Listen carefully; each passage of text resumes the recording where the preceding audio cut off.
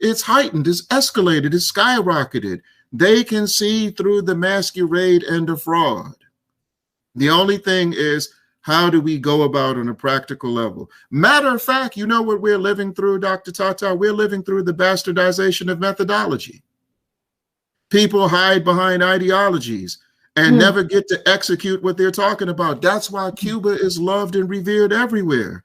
They don't go around giving speeches on the legacy of Karl Marx.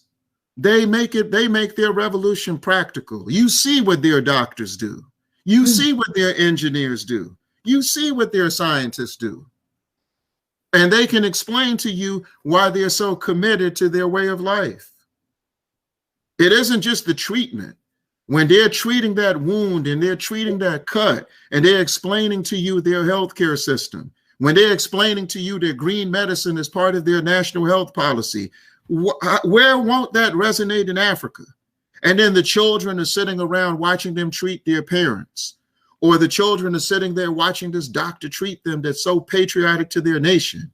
And then that young person is saying, you know, I can be a doctor like this. I can be a nurse like this. And then we get more Augustino Nitos. We get more Frantz Fanons. We get more Samuel Paranatywas, who was the #2 person in the first liberation movement in Zimbabwe, ZAPU. He was assassinated by the Rhodesians.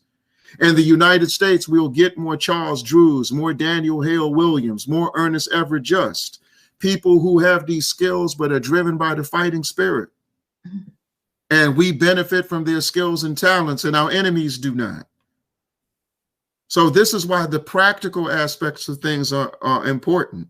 And you notice when you interview people, they don't talk about what they do. They talk about how they feel. We have to change that. And this is why even when we talk about certain historical figures, we quote them, but we don't talk about the work they did. Correct. You know what I mean? So it makes it seem like they spent all their time going around giving speeches, which is completely not the truth.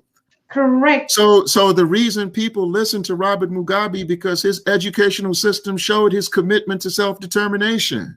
Their healthcare system showed that. Their agricultural system showed that. What Nkrumah was doing with industrialization, it demonstrated. What Sekou Touré was able to do with the arts in Guinea. What he was able to do with the People's Militia, the first nation in Africa to arm the entire people and tell the people they are the army, they are the Navy, they are the Air Force, they are the Marines. No one can protect the country better than them. How can that responsibility be left to a handful of soldiers? So the practical things these people, these